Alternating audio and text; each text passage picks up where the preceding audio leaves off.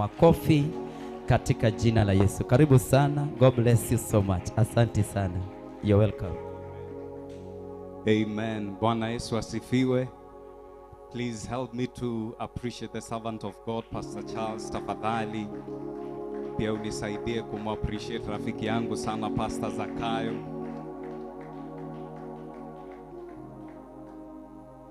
Mungu ni mwema.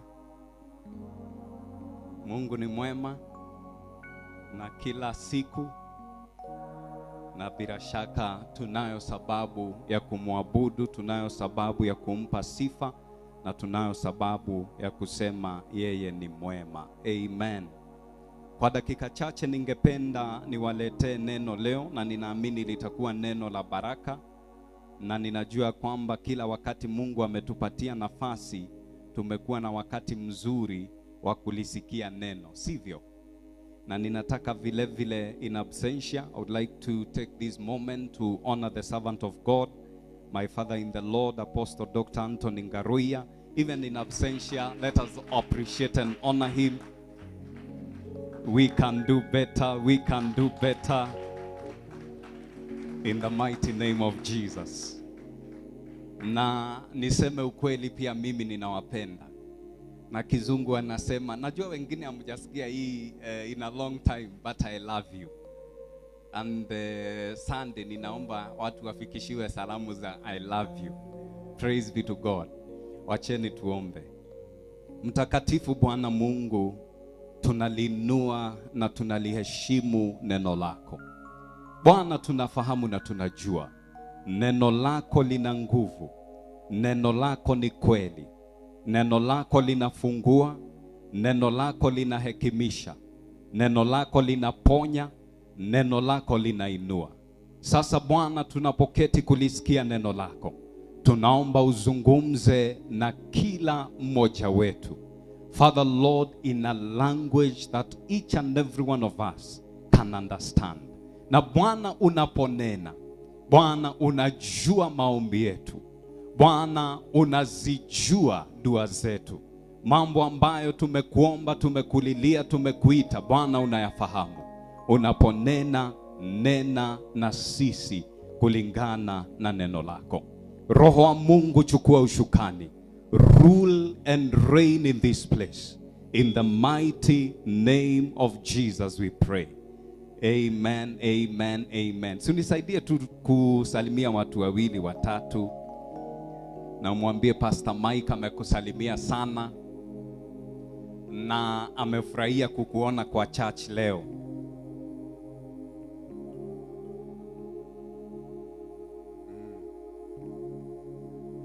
Niene kwenda kayo menyage nikena gamono niwe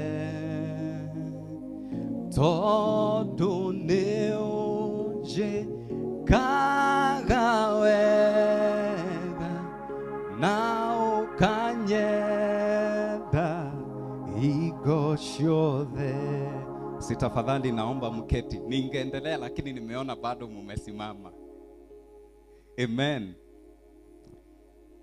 Watu wa Mungu, kwa dakika chache ningependa niwaletee ujumbe, na ujumbe ambao ninataka kuwaletea nimeupa kichwa kukubaliana ama kukubali neno la Mungu.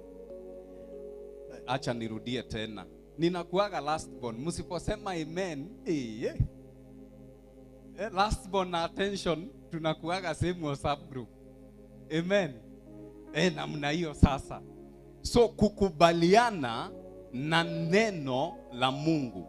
Kama unaandika kwa kizungu, nataka uandike kichwa the language of destiny.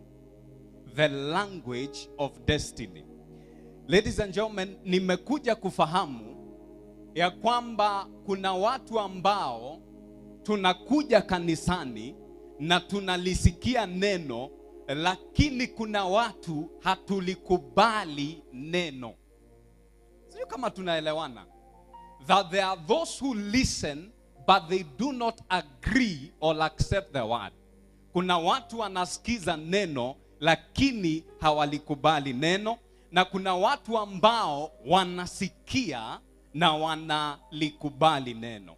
Niwaambie hivi, kila mwaka kuna majuma 52, na ninashukuru maana mtumishi wa Mungu amesema neno la Mungu haliwezi likatujia bure. Praise be to God. Kama neno la Mungu haliwezi likatujia bure, alafu mimi ninajiuliza kwa nini tunakaa miaka na miaka lakini hatupati matunda ya lile neno ambalo tunalisikia. Praise be to God. So if the word of God will never come to us in vain, how then tunaweza tukaelezea namna gani that our lives do not represent the word of God, that which we have heard? Bwana Yesu asifiwe.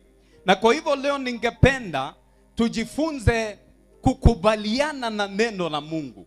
Manake wa Kristo, nimejua ya kwamba ninaweza nikasikia neno maana ni Jumapili, lakini nikakosa kulikubali, kwa hivyo nikakosa kupokea manufaa ama baraka za lile neno.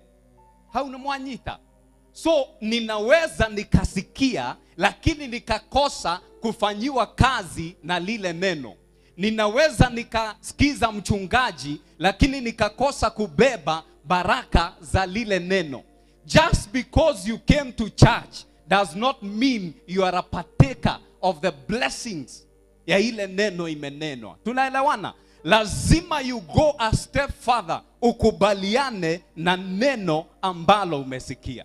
Na niwaambie hivi watu wa Mungu, the moment you begin to walk with God, ukishaanza safari yako na Mungu, utakuja kujua Mungu haneni kama mwanadamu. Hebu ambia mtu, Mungu haneni kama mwanadamu. As men, we speak in the realm of our understanding. Tunanena mambo ambayo tunayaelewa na mambo ambayo tunaona yanawezekana. Lakini ukija kwa Mungu, Mungu ananena mambo ambayo wewe ukiyatazama unaona hayawezekani, unaona hakuna njia. Bwana Yesu asifiwe. Lakini kwa kuwa ni Mungu, yeye anafahamu njia ambayo anaweza fanya yale mambo yakawezekana. Hapo tumeelewa? So when I'm speaking a blessing, you need to understand that I can only speak to the limits of my understanding and that which I know is possible. For instance, niwape example. Nikianza kusema, hebu kila mtu aanze kufly, uanze kupepea, mimi na wewe tunaweza tukaona haiwezekani. Praise be to God. So, lakini nikikwambia simama utembee, mimi na wewe tunajua inawezekana. Kwa hivyo utasimama na utatembea.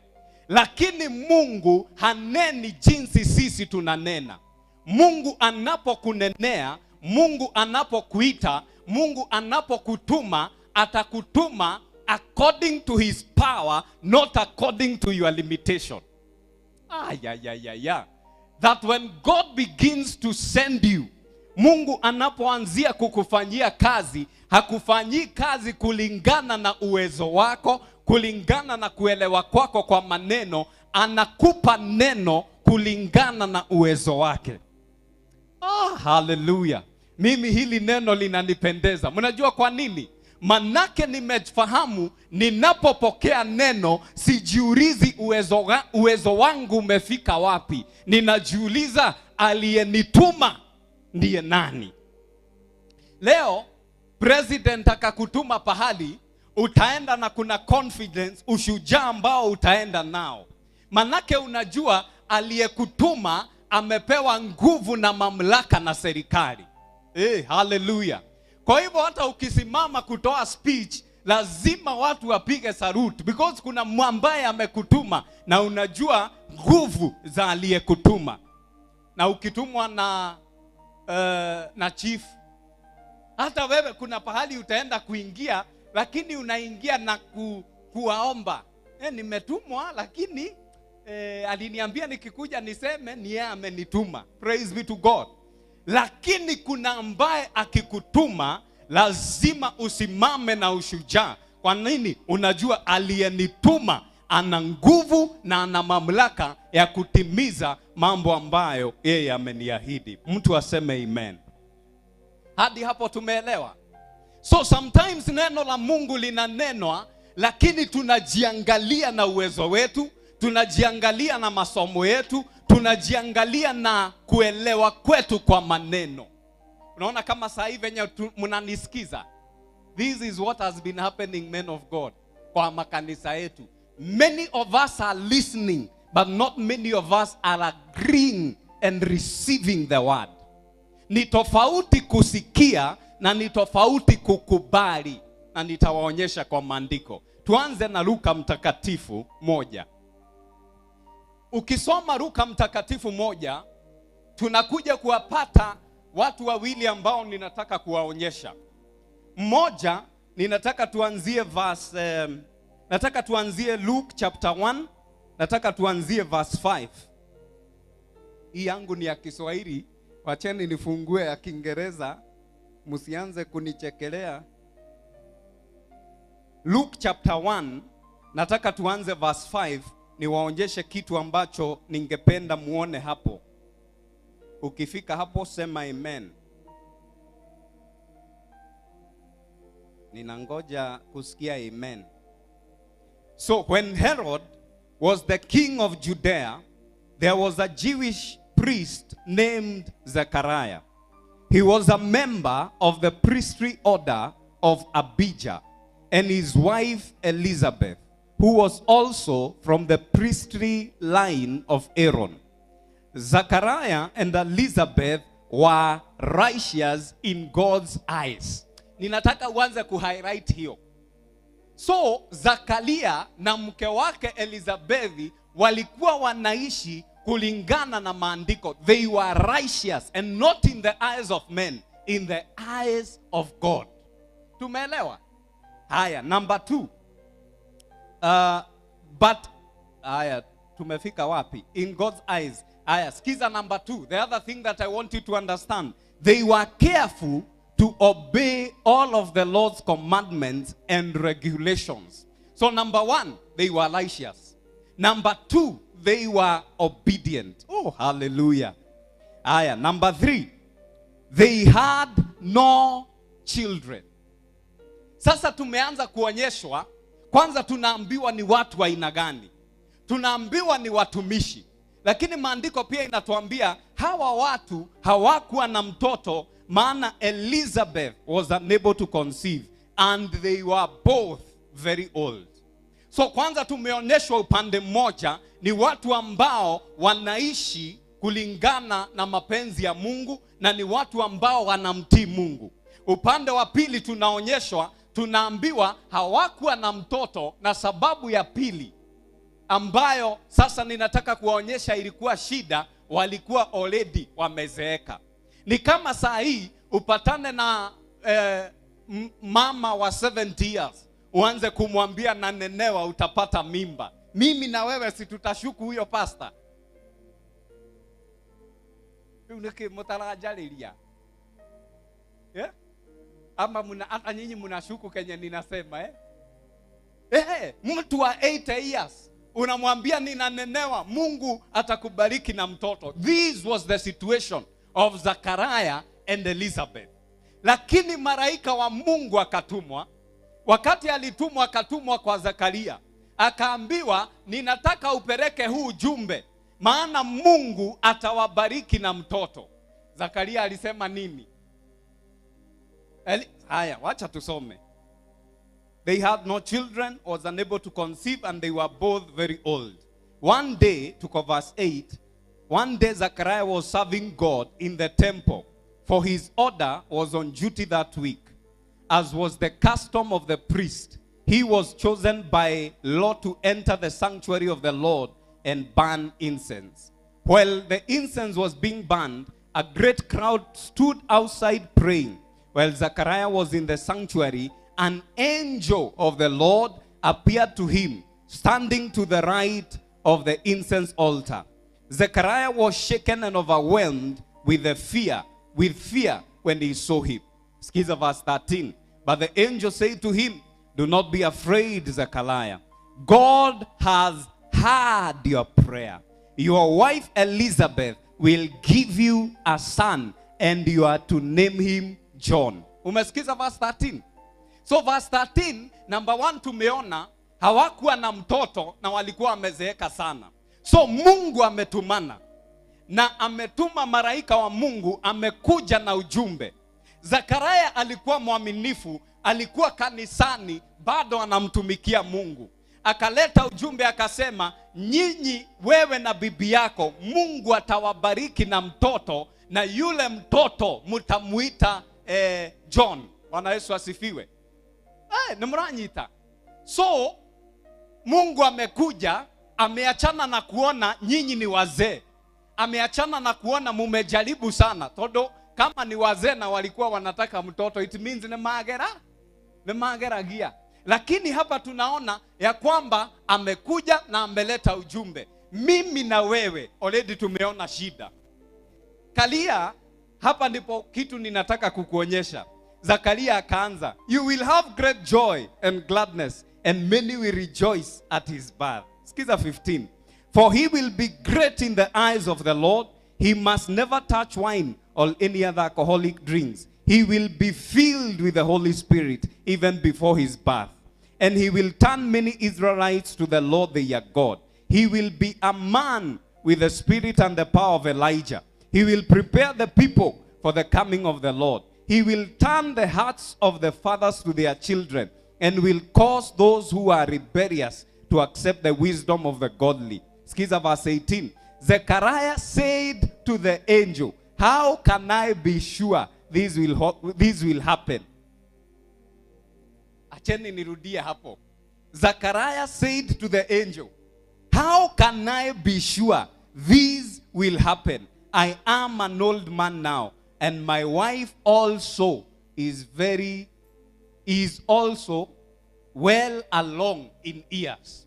Mumesikia venye yeye amejibu kwa neno. Ni wakati Mungu ametumana, lakini Zekaria instead ya kukubali neno, alisikiza. Haki watu wa Mungu, hallelujah. Alisikia. Yes, alisikia. Lakini anaanza kuuliza mtu ambaye ametumwa na Mungu, ule malaika, how can I be sure? Nitakuwa na uhakika aje, namna gani mambo ambayo unasema yatatimia? Alafu anamwambia sababu, kumbuka mimi na mke wangu sisi ni wazee sana. That's how many people accept and receive the word. And so malaika akamwambia, kutoka sasa wewe utakuwa bubu, manake neno la Mungu lazima litatimia. Praise be to God. That's how so many of us receive the word of God. Mungu anatuma mtumishi, anakuja kusema tutainuliwa. Nawe, kwani unafikiria tutaambiwa hiyo miaka ngapi? Hiyo niliambiwa last year, nimeambiwa miaka 5 iliyopita. Ni nini? How can I be sure? Wewe ukisema itatimia. Praise be to God. Kumbuka ninanena kuhusu kukubaliana na neno la Mungu. Kuna mambo ambayo mtumishi wa Mungu yanaweza yakakuzuia kulipokea ama kulikubali neno. Number 1 ni experience. Kama kuna kitu inahubiriaga mtu, ni mambo ambayo umepitia. Kama umejaribu kama Zekaria na Elizabeth, mtu mwingine akikuja kukuletea neno, unaweza ukamwangalia ukaona unajua venye tumejaribu wewe. Praise be to God. So experience inaweza ikakuhubiria kinyume na neno la Mungu. Mtu anakwambia, mtumishi wa Mungu anatumwa na Mungu, anaambiwa utabarikiwa, utainuliwa, utaponywa, lakini wewe unaanza kujiuliza, unajua mimi nimetoka wapi? Ni ule tulea dhini. Unajua sisi unajua sijasoma, unajua. So we respond to the word of God with our inefficiencies instead of resting in his power. Mara mingi hivyo ndio tunapokea neno, Neno linanenwa, lakini sisi tunapokea neno kwa shida zetu. Unajua mimi ni mzee, unajua mimi siwezi, unajua mimi sijasoma. Unaambiwa Mungu atakubariki kwa biashara, wewe unajibu unajua sijui kuhesabu pesa. Praise be to God. Haya, tumeona mtu mmoja ambaye hakuwa anajua kulipokea neno. Sasa nataka tuangalie mtu mwingine ambaye alijua kulipokea neno, ili tuende kama tumemalizia. Ninataka tuanzie verse 26. In the same book, the book of Luke chapter 1 verse 26. Maandiko yanasema, in the 6th month of Elizabeth's pregnancy. So tumeona nini? Hata kama Zekaria hakuwa naamini neno linaweza timia kwa sababu ya mambo ambayo alikuwa anaona hayawezekani, neno la Mungu ni kweli na neno la Mungu halimrudii bure. Praise be to God. Kwa hivyo tunaona sasa hapa malaika ule Gabrieli sasa ametumwa tena. Na leo ametumwa kwa msichana bikira ambaye anaitwa Maria. Anaambiwa wewe Maria utapata mtoto. Na ule mtoto ambaye utapata atakuwa mfalme. Hallelujah. Sasa kulikuwa na shida bado. Unajua neno la Mungu haitawahi nenwa bahali hakuna shida. Sio kama mnanielewa. There will always be something ambayo inakuzuia kuamini neno hilo linaweza likatimia. Haya, wacheni tusome. Tuanzie verse 26. In the 6th month of Elizabeth's pregnancy, God sent an angel, Gabriel, to Nazareth, a village in Galilee, to a virgin named Mary. She was engaged to be married to a man named Joseph, a descendant of King David. Gabriel appeared to her and said, "Greetings, favored woman. The Lord is with you." Najua hapo ndio tunahubiri sana. Greetings, favored woman. The Lord is with you. Verse 29. Confused and disturbed. Yani Mungu ananena neno, lakini maandiko anatuambia she was confused and she was disturbed because malaika amemwambia, "Greetings, favored woman, the Lord is with you." Hata yeye anajiangalia anauliza, favor iko wapi? Mungu ambaye unasema ako na mimi yuko wapi? Lakini neno haliko hapo. Tuendelee pamoja. Praise be to God. Ninapenda hii. "Don't be afraid, Mary," the angel told her, "for you have found favor with God." Kwa hivyo watu wa Mungu, kukuja kuambiwa umepata kibali sio neno.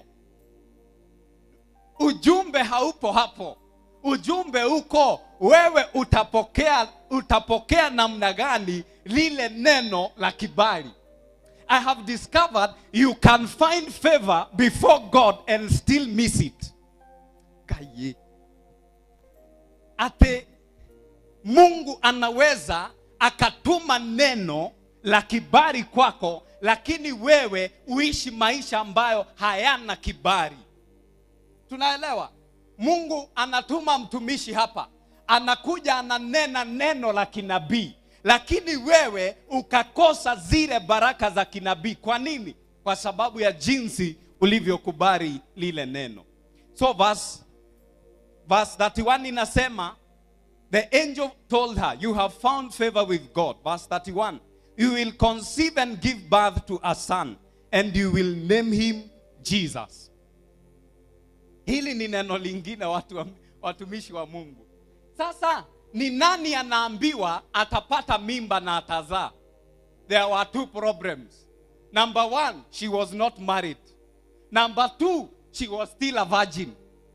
Do you know why nimeiweka in that order? Because if she was married, ni rahisi kuamini.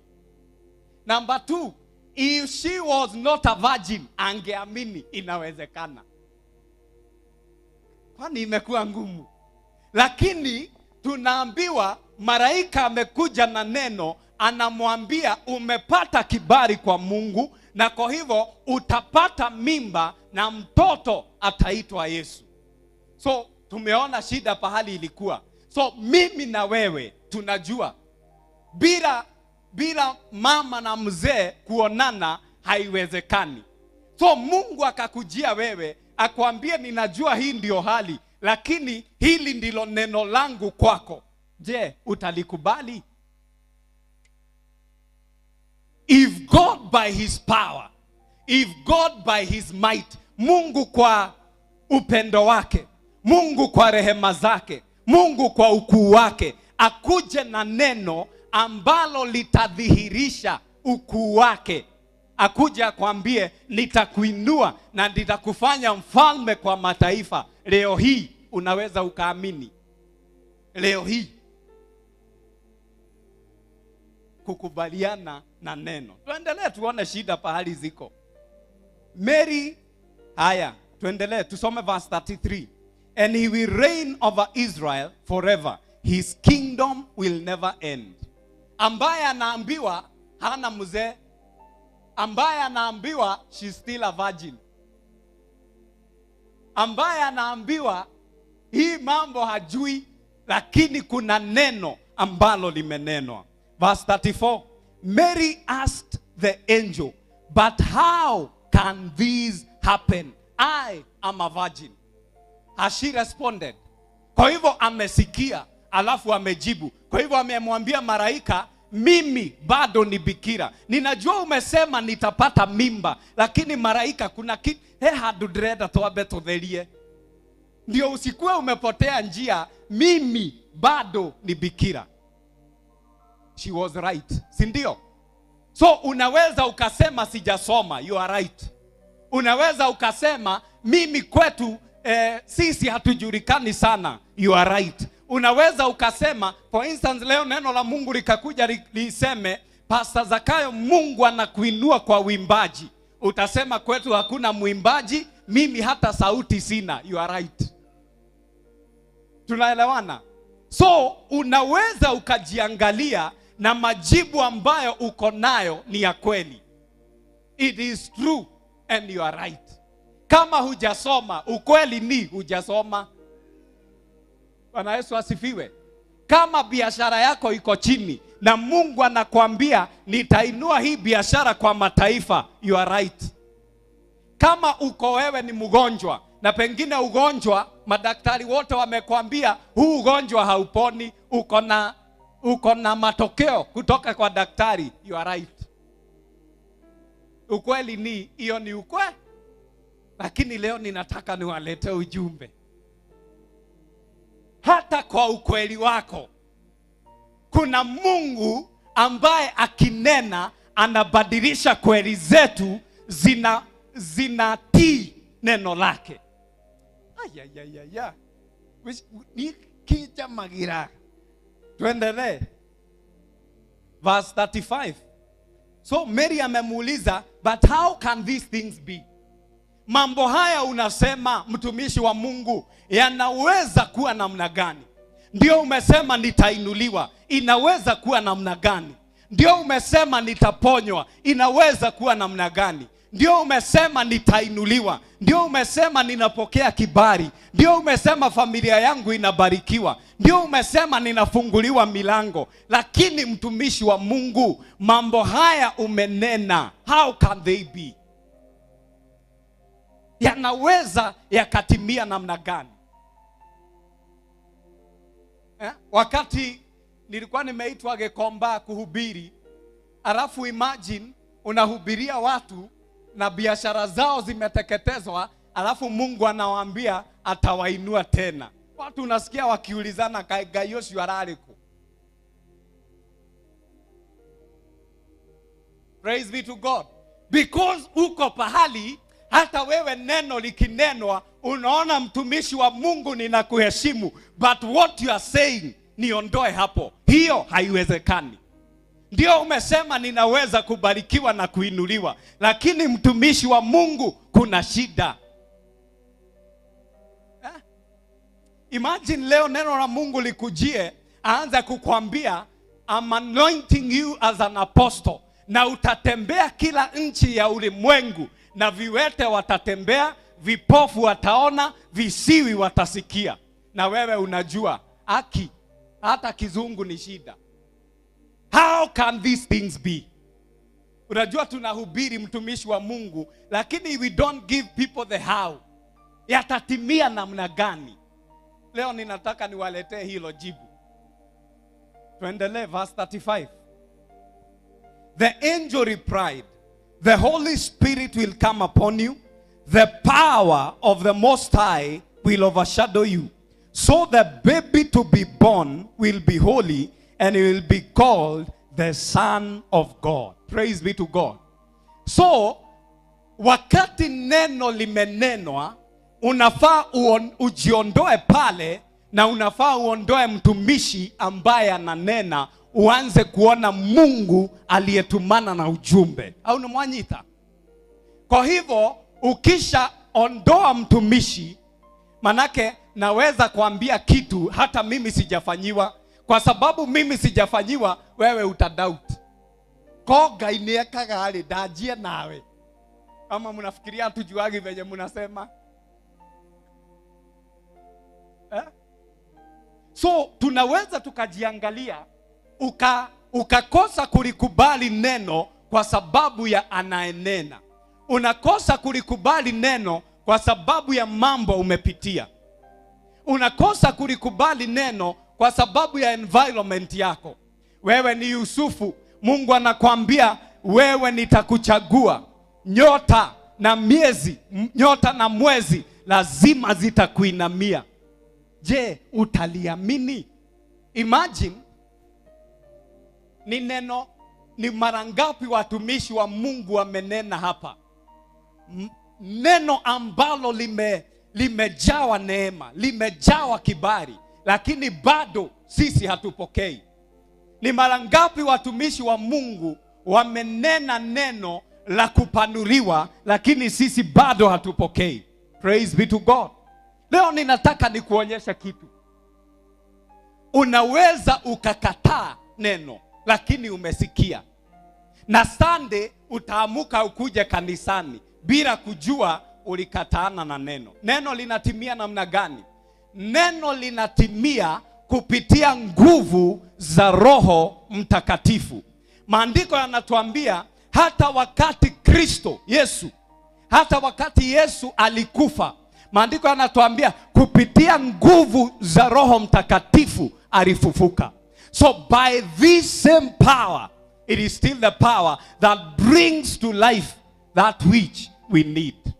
So ndio sina mwanaume ati sijaoleka, lakini Roho Mtakatifu anaweza kuwa mbegu ikazalisha kile kitu ambacho Mungu amekusudia. Nimranyita.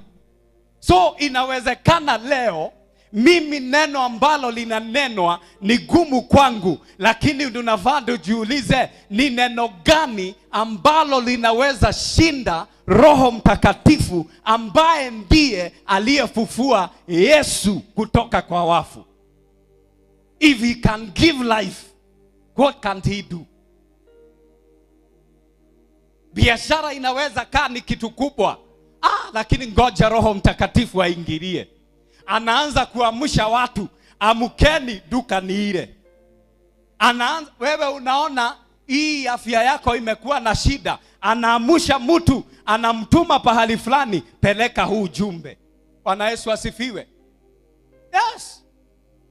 So naye Mary alijibu namna gani? Na hii ndio tofauti ya Mary na kitu alitendewa na mimi na wewe. Na hii ndio kitu nataka tujifunze.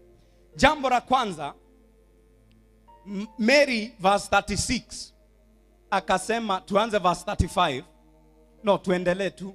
What's more, your relative Elizabeth became pregnant in her old age. People used to say she was barren, but she has conceived a son, and she is now in her 6th month. Wewe maraika ameai kuja hadi na ushuhuda. Ni kama wakati kama hiyo ujumbe nimeleta hapa, hadi ninakupatia example ya mtu ambaye aliponywa. Na kuambia hata mtu fulani alikuwa mgonjwa ameponywa. Hata mtu fulani alipoteza biashara akainuliwa tena. Hiyo ndio malaika anafanya hapa. Hata Elizabeth aliyekuwa anaitwa tasa, saa hii nikiwaletea neno ako miezi 6. Praise be to God.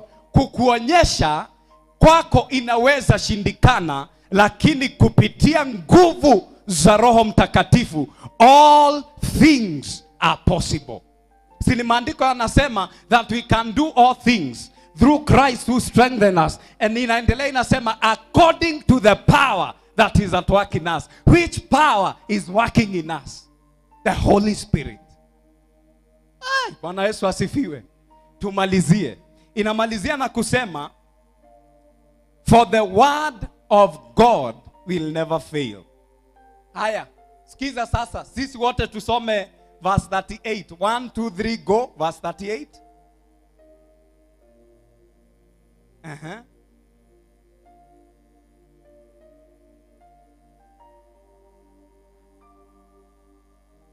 Amen. Hebu sikiza yangu venye inasema vizuri. Father, we bless you. Mary responded. Hii ndio ninasema kukubaliana na neno. How do you respond when the word of God is spoken? How do you respond to a prophetic word? Unajibu namna gani wakati neno linanenwa? Unalipokea na unalikubali namna gani? Mary amenenewa neno ambalo yeye alikuwa anaona haliwezekani, maana hakuwa amefikisha viwango vya kutimiziwa lile neno. Lakini hii ndio majibu yake. Mary responded, I am the Lord's servant. Ya kwamba mimi ni mtumishi wa Mungu. Hebu sema mimi ni mtumishi wa Mungu. Kutoka leo neno likinenwa, no matter how impossible, respond na kupitia haya maneno, mimi ni mtumishi wa Mungu. Hebu sema hivyo tena. Number 2, inasema may everything you have said about me come true. Na iwe kila neno umesema, umenena. Bwana Yesu asifiwe. Najua siku hizi tunaimba na iwe, na iwe. Bwana Yesu asifiwe. Mary kwa kulipokea neno alisema na iwe kwangu kama ulivyo nena. How many of us respond to the word of God that way? Neno la uponyaji limenenwa. Wewe kama mgonjwa unalipokea namna gani? Neno la kupanuliwa limenenwa kwa biashara, unalipokea namna gani? Mary alijibu akasema na iwe kwangu kama ulivyonena. Niwaulize swali. Tuko hapa kwa nini? Because that word came true. Because of the response of one woman. Na iwe kwangu kama ulivyonena. Bwana Yesu asifiwe. Mimi na wewe tuna ushuhuda leo, maana aliyetabiliwa kupitia lile neno ndiye leo tumekuja kusifu. Aliyetabiliwa kupitia lile neno ndiye ambaye tunamuinua, ndiye ambaye tunanena habari zake. Kwa nini? Neno la Mungu lilitimia, manake neno la Mungu lilipatiwa nafasi ya kutimia. Ninajiuliza hivi, mtumishi wa Mungu, kama neno la Mungu halimrudii bure, kwa nini ninabaki bure? Hebu tingiza mtu. Hata imani bana. Hebu tingiza mtu. Na hebu uliza mtu, kama neno la Mungu halirudi bure, kwa nini ninabaki bure? Nikakuja kujua pengine ninasikia neno lakini sikubaliani na neno. By the way, hata mimi kuna prophecy, by the way, kama kuna moja nilitolewa, nikaambiwa in ministry, God is giving me a blank check. I'll tell you, hiyo neno ikinenwa, mimi sikuwa nimepewa check pahali popote. Alafu mniambie ati Mungu ananipatia blank check. Ni mimi kupitia imani yangu, Kenya ninataka kifanyike ndio itakuwa inafanyika. Wewe utaamini? kama hujawahi shika check alafu uambiwe Mungu anakupatia blank check. Lakini nikasema na iwe kwangu kama ulivyo nena. Bwana Yesu asifiwe. That's how we should respond to the word of God. Neno la Mungu limenenwa, sisi na sisi tunajibu. Katika John chapter 5, Yesu anaenda kwa the pool of Bethesda. Anampata mtu ambaye amekaa pale miaka 38. Anamuuliza swali rahisi. Wewe unataka kupona? Mtu anamwambia sina mtu. Unataka kuolewa? Sina mtu.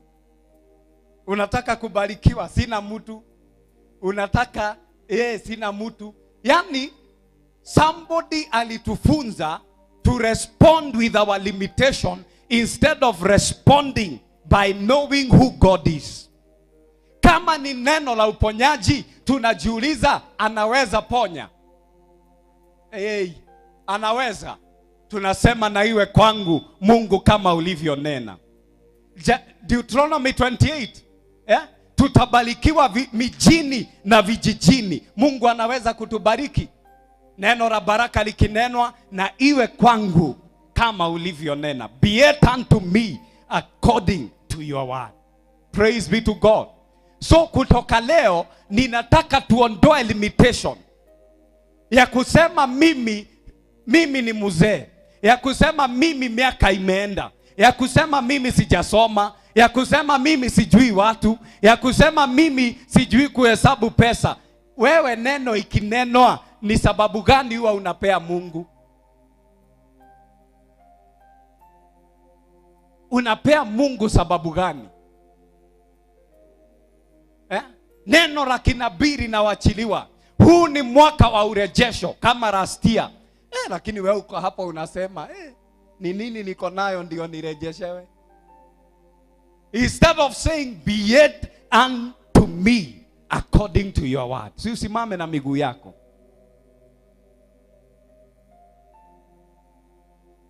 Na niwaambie, Mary alisema be it unto me according to your word. God does not respond to prayer.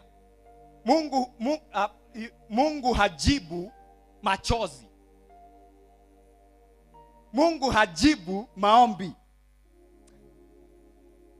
Hii itasound vibaya. Gaida shokagia kiriro. Gaida shokagia mahoya. Gaia shokagia kiugo gyake. Tumeelewa? Mungu hajibu machozi. Mungu hajibu siku ama miaka. Mungu anajibu neno lake. It means wakati unasema be it unto me according to your word, umefungua mlango ya neno la Mungu kukufanyia kazi. Ni kama mchanga. Mchanga unakuza kile kitu ambacho kimepandwa. Lakini usipopanda, the soil will maintain the potential but nothing will ever grow because nothing has been planted. Tunaelewana? So be it unto me ni kuachilia kitu kwa mchanga wa maisha yako. Unasema neno limenenwa, mimi ninalikubali, kwa hivyo ninalipanda kwa maisha yangu. Jana niwape example. Hii inaitwa 1000. Hii 1000 unaweza ukaingia dukani na ukanunua kenye unataka according to hii pesa. Lakini hii pesa unaweza ukaiweka pahali na ukaisahau. Bwana Yesu asifiwe. Lakini hii pesa nguvu ya kununua iko nayo. Na ni wewe uko nayo. Lakini usipoenda useme ninataka mkate na soda, hii pesa haiwezi kusaidia. Haifanyi kazi kwa sababu uko nayo. Gai. Haifanyi kazi kwa sababu uko nayo. Inafanya kazi kwa sababu umeipeleka pahali inafaa. Praise be to God. And so the word of God, neno linaponenwa, ni Mungu anakupatia hiyo 1000. Alafu anakuuliza unataka nini nayo? Na wewe unasema Mungu umenena neno la kuinuliwa, be it unto me. Mungu umenena neno la urejesho, be it unto me. Umenena neno la kufunguliwa milango, be it unto me. Umenena neno la uponyaji, na iwe kwangu kama ulivyonena. So sio neno ambalo limenenwa linakufanyia kazi, ni neno ambalo wewe umelikubali. Notoranyita. So we can have the word, tukaiweka kwa kabati. So the word of God haiwezi kamrudia. It will always have its potential, lakini tukakosa kuitumia. Praise be to God. Naweza kuwa na hii micro,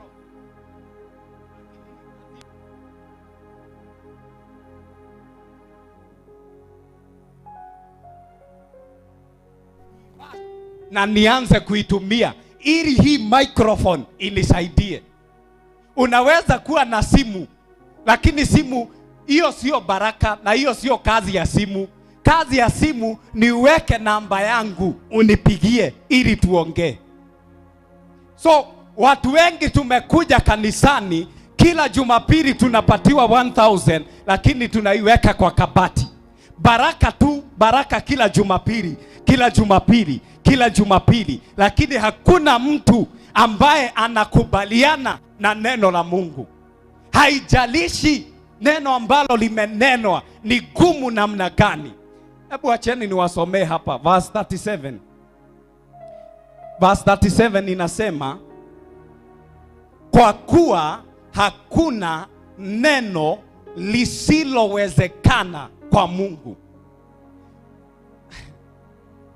Your job is not to judge God kwa kile amesema. Your job is to receive that which he has spoken. Kwa hivyo kama kuna mawimbi na yananenewa, kubali yatulie. Kama kuna laana na inanenewa, kubali itulie. So maandiko yanasema that on the cross Jesus declared it is finished. Lakini mimi nisipolikubali siwezi nikapokea baraka.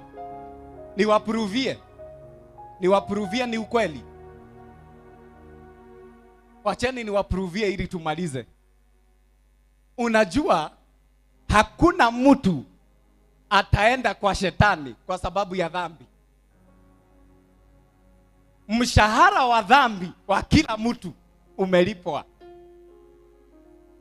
Lakini kuna neno ambalo lilinenwa na lazima mtu alikubali. Romans 10 ukianzia pale verse 9, salvation. Usipookoka, kuokoka ni kukubali Kristo kama Mwokozi. The word is true, but you can never receive the blessing of that truth. Mtumishi amesema, you shall know the truth and the truth shall set you free. You shall know the truth and the truth shall set you free. It is not the whole Bible that sets you free. Is the truth that you know. Hii yote ni ukweli, lakini sio hii unaweza ishi kuibeba kila Jumapili, lakini enye umejua na uifanyishe kazi ndio itakufanyia kazi. So watu wa Mungu, neno la Mungu ni kweli, haliwezi likamrudia bure. Kusimame mama mmoja ambaye atasema be it unto me, na iwe kwangu Bwana kama ulivyonena. Umesema sisi hatutakaa kwa umaskini, na iwe kwangu kama ulivyonena.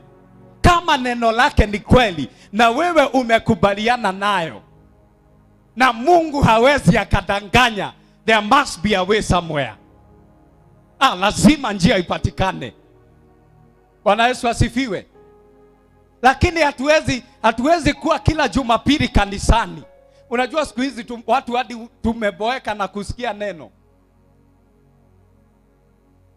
Kwa sababu tumesikia neno, wengine wetu miaka 5, miaka 7, lakini ukiangalia matokeo ya kenye umesikia, kuna yenye hata wewe unaona hiyo sina, na iwe kwangu kama ulivyo nena. Wakati shida zinakuja, declare Psalms 46 verse 1 that you are my ever-present help in times of trouble. Father, be it unto me according to your word. Wakati matatizo yanakuja, unamwambia Bwana, umenena ya kwamba hautawahi niacha. Bwana, na iwe kwangu kama ulivyonena. Yeah? Maandiko yanasema ya kwamba agototindikira tho mwena uyu na tho mwena uyu riria tho cioka anirira. Ngai, kiugo giaku kirohinga muturire-ini wakwa. God responds to his word. Si kuna neno ambayo unajua? Nirudie. Si kuna neno ambayo unajua? That word is true. That word can give you tangible results. Matokeo ambayo yanaweza yakaonekana. Mimi nataka nikuache na dakika moja ama mbili. Neno ambayo unajua, as you begin to declare, Father, hivi ndilo neno lako linasema, be it unto me. Neno lako linasema, Bwana, mimi nimeponywa. Bwana, kwa michelezi ulipigwa, mimi nimepona. Father, be it unto me according to your word. Umesema Bwana, hakuna neno lako ambalo linaweza likashindwa. Sasa Bwana, ninakuletea mambo haya. Sasa Mungu, ninakuletea mambo haya. Abba Father, be it unto me according to your word. How can I live as a beggar when there is so much more in my Father's house? How can I live, Father Lord, in these frustrations when you are the most powerful, the all-powerful God? Be it unto me. Bwana, na iwe kwangu kama ulivyonena, na iwe kwangu kwa biashara, na iwe kwangu Bwana kwa nyumba, na iwe kwangu kwa familia, na iwe kwangu kwa watoto, na iwe kwangu Bwana kwa kanisa, na iwe kwangu kwa mtumishi wako, katika jina la Yesu. Bwana, neno lako halishindwi, neno lako lina nguvu, neno lako lina uwezo. Na iwe kwangu Bwana, na iwe kwangu. Unasema ukifungua milango hakuna mtu ambaye anaweza akafunga. Ni nani hawa ambao wanakaa kama wanaweza funga mlango? Bwana, be it unto me. Yekapakazadia ba. Be it unto me. Be it unto me according to your word. Neno la Mungu linasema akifungua mlango hakuna ambaye anaweza akafunga. Bwana, na iwe kwangu Bwana kama ulivyonena. Ufungue kinywa chako umwambie Bwana, nimetaabika sana. Na wewe sema, Bwana, waliobeba mizigo wailete kwako. Bwana, sasa ninakuja, na iwe kwangu kama Bwana ulivyonena. Bwana, ninataka pumziko. Bwana, ninataka pumziko. Bwana, ninataka pumziko. Na iwe kwangu, na iwe kwangu kama ulivyonena. Bwana, umesema sisi tumeponywa. Bwana, na iwe kwangu kama ulivyonena. Umesema sisi tuna nguvu na tuna mamlaka. Na iwe kwangu kama ulivyonena. Yekapa ribaba sadia kahe lama zeketia barande kezelia ma yekazalia barando Yeshua ekaka yezelia mande yekozelia kayadesha ziama yekapaya. Na iwe kwangu, na iwe kwangu, na iwe kwangu Bwana kama ulivyonena. Your word will never return to you in vain. How can I live as one like the one I do not know you, now that I know you? My Father, your word says you are a good God. May I encounter your goodness. Your word says you are a merciful God. Wacha rehema zako, wacha rehema zako zinifanyie kazi. Wacha rehema zako Bwana zinifanyie kazi. Yekapa yanda yezelia mande kelia bayate yakazalia kayadosha diamanda. Na iwe kwangu Bwana. Nimekataa maisha Bwana kama haya. Sasa Bwana, ninakubali kuinuliwa. Sasa Bwana, ninakubali kibali chako. Sasa Bwana, ninakubali ya kwamba Bwana umenifungulia milango katika jina la Yesu. Be it unto me according to your word.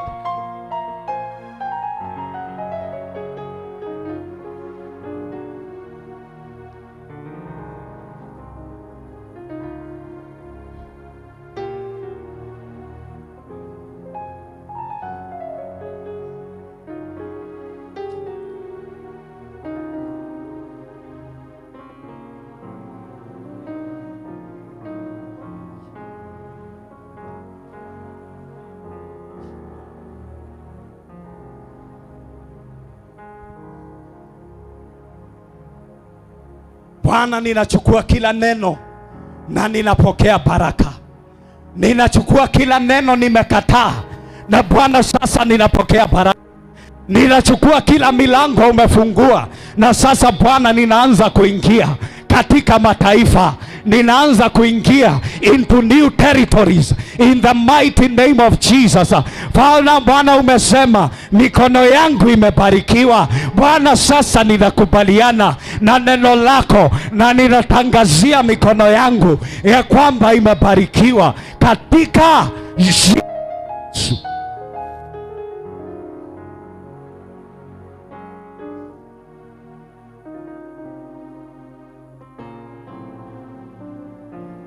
Mungu, umesema tukuitapo utatusikia.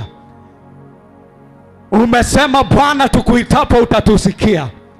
Bwana, neno lako linasema tunapokuomba Bwana wewe utasikia maombi yetu. Sasa Mfalme, tuko mbele zako Bwana, tunalililia neno lako Bwana, tunakuja mbele zako na tunaomba Bwana, na iwe kwetu kulingana na neno lako. Be it unto me according to your word.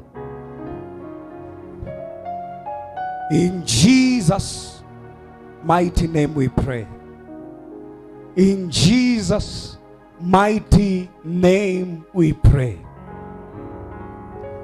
Kutoka leo ninawatangazia, as from today, maandiko yanasema that in our tongue there is life and there is death. Kila kitu utanenea uhai kitaishi. Kila kitu utanenea kifo kitaangamia. Mikono yenu imebarikiwa. Kazi za mikono yenu imebarikiwa. Milango yenu imefunguka. Mungu atawainua. Mungu atawatetea. Mungu atawapigania. Yaliyokuwa yameshindikana mbeleni, kabla ya mwaka huu kuisha, kila mmoja wenu muvune mara 100 katika jina kuu na takatifu la Yesu Kristo tumeomba na kuamini.